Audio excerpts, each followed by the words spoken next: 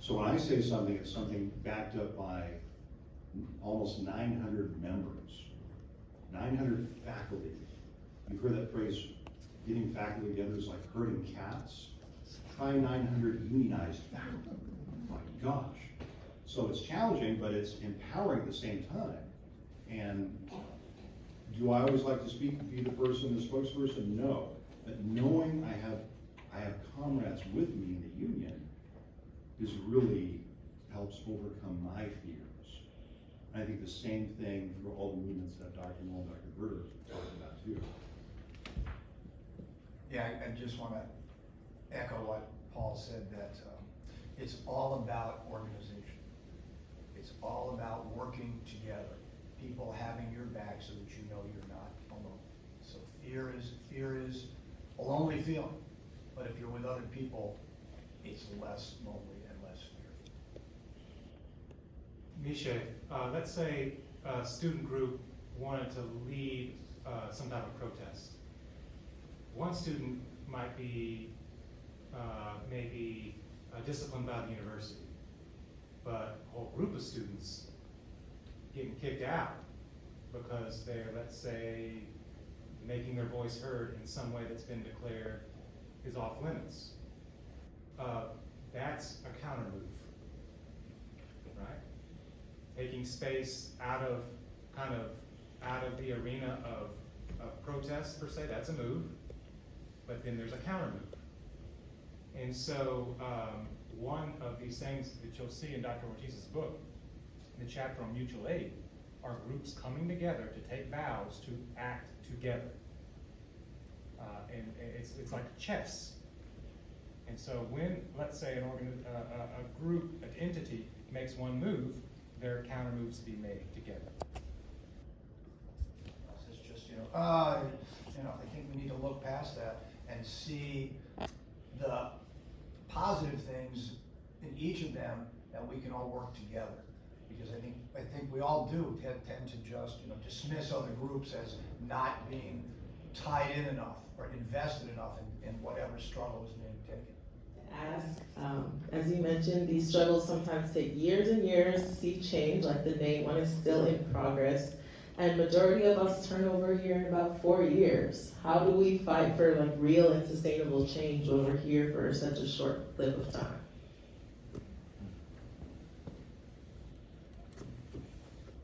You're a Gator for life.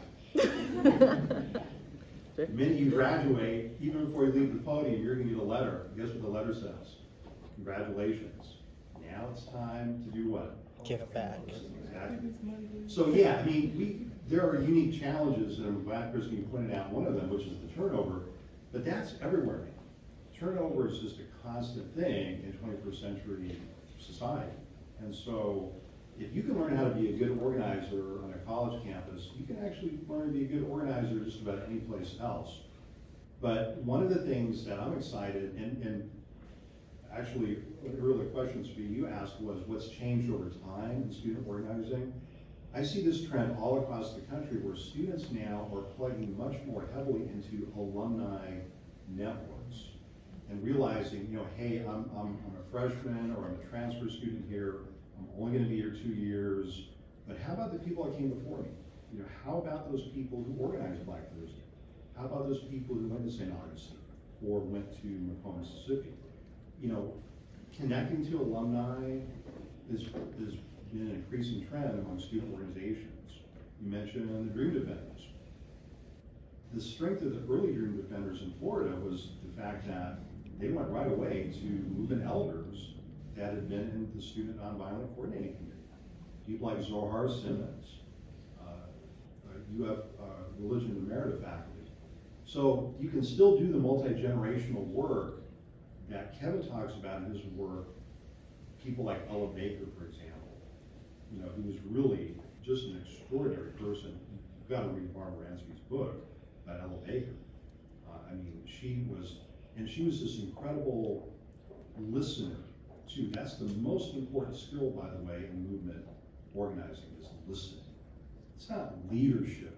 Leadership is incidental to a movement. Listening is really, the craft.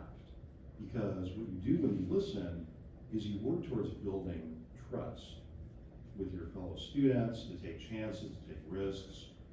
You know, you've been told already, I mean, I think we were put on notice today, November 1st is going to be a different kind of day at Emerson Alumni Hall. So what are we going to do as students, faculty, and staff, those of us who want to make our voices heard, to protect each other from any kind of harm? Now, I learned from the best. One of my mentors was Angela Davis.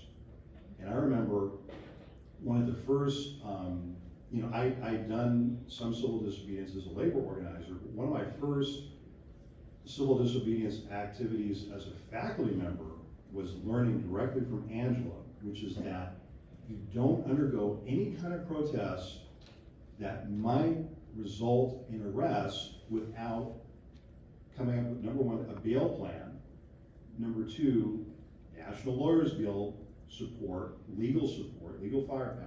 One of my former students, by the way, is National Lawyers Guild Attorney of the Year, Amrit Sandhu, a great person who observes protests in Sacramento, keeps the police honest. So you can come up with a plan for movement organizing where you can overcome fear, you can make sure that people who can't take risks don't take risks, but people who can afford to take risks, take those risks.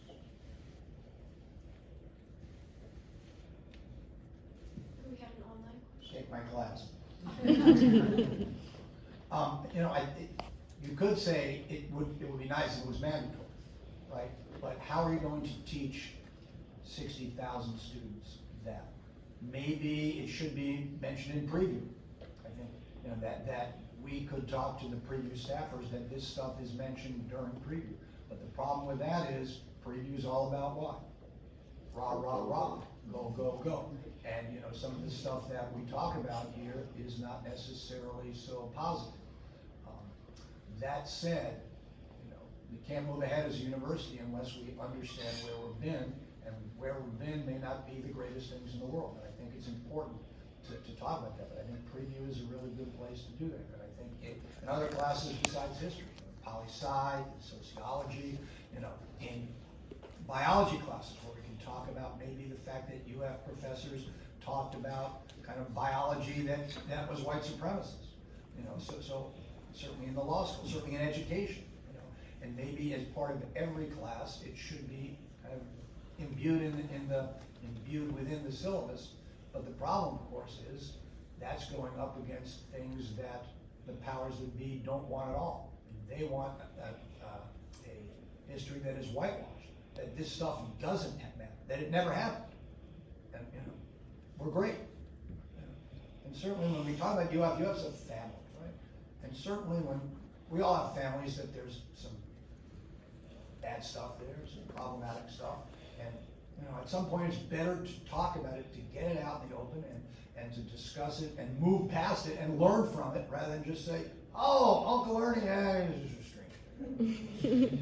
So I think it's important to do that. But take my class.